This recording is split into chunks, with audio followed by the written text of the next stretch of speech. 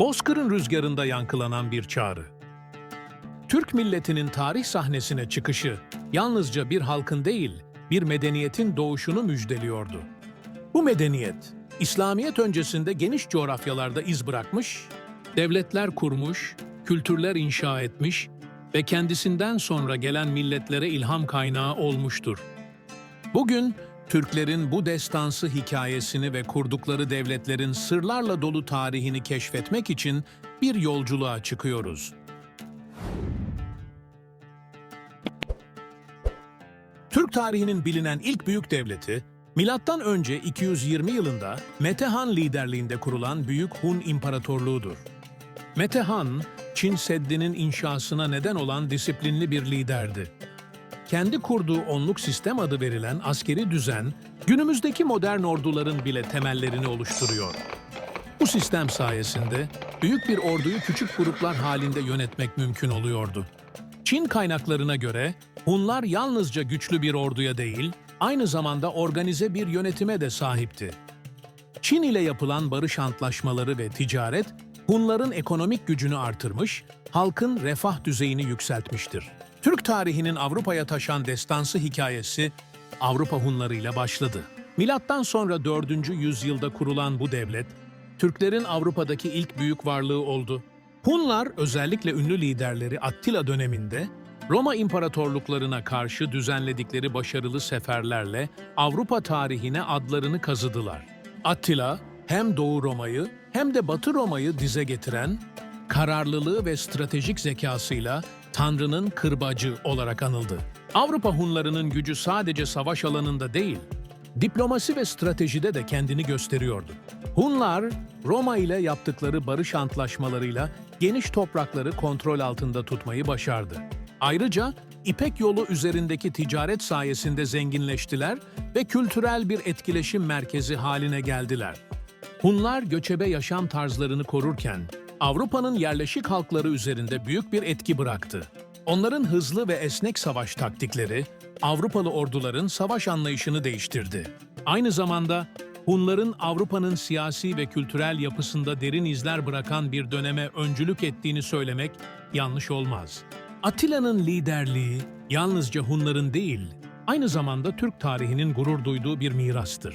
Onun adı, Türklerin cesareti ve liderlik becerilerinin sembolü olarak hatırlanır. Avrupa Hunları, Türklerin dünya tarihinde oynadığı büyük rolün Avrupa'daki ilk halkasını oluşturmuş ve bu halkayı gelecekteki Türk devletlerine bağlayan bir köprü olmuştur. Hun İmparatorluğu'nun ardından Türk tarihinin bir diğer önemli dönüm noktası Göktürklerin kuruluşudur. Göktürkler, 552 yılında Bumin Kağan liderliğinde tarih sahnesine çıktı. Türk adını taşıyan ilk devlettir ve bu, Türk kimliğinin dünya sahnesine çıkışı anlamına gelir.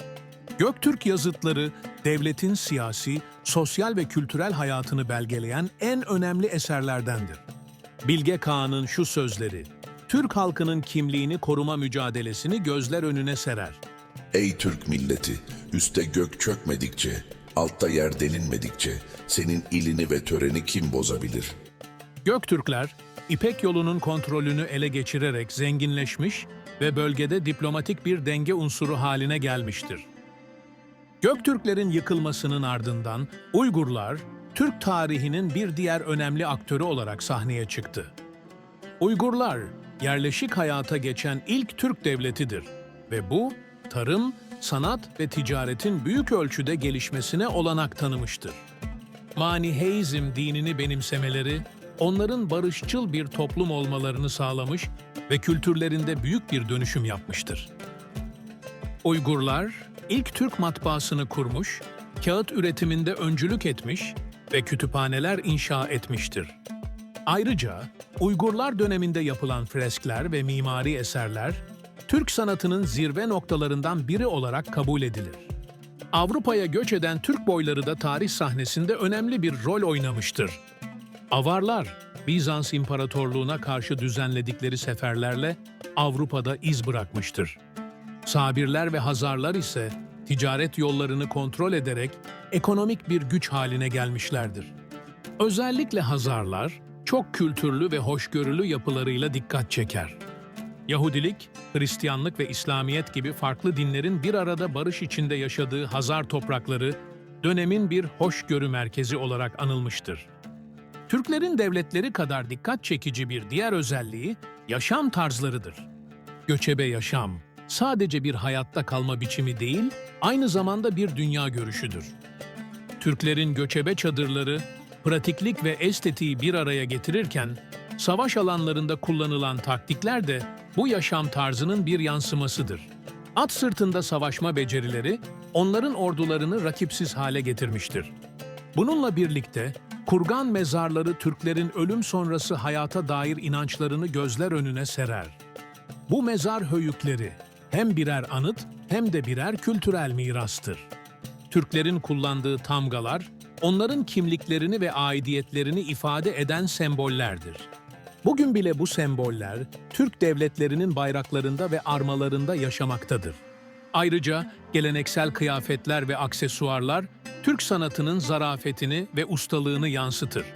Kağanların törenlerde giydiği kaftanlar, dönemin teknolojisi ve estetik anlayışı hakkında ipuçları verir. Türklerin manevi dünyası da bir o kadar etkileyici ve gizemlidir.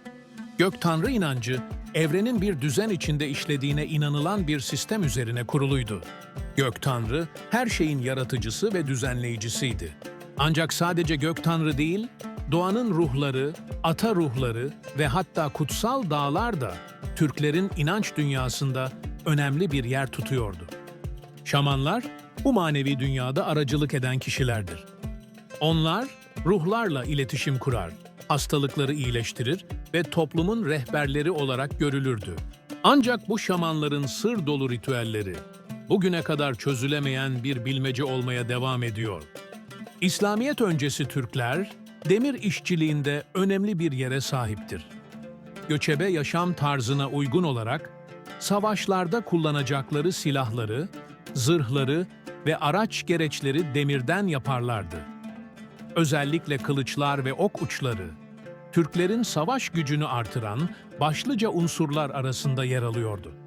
Demir, aynı zamanda Türklerin kültüründe önemli bir yer tutuyor. Çünkü bu yetenek onların güç ve bağımsızlık simgelerindendi.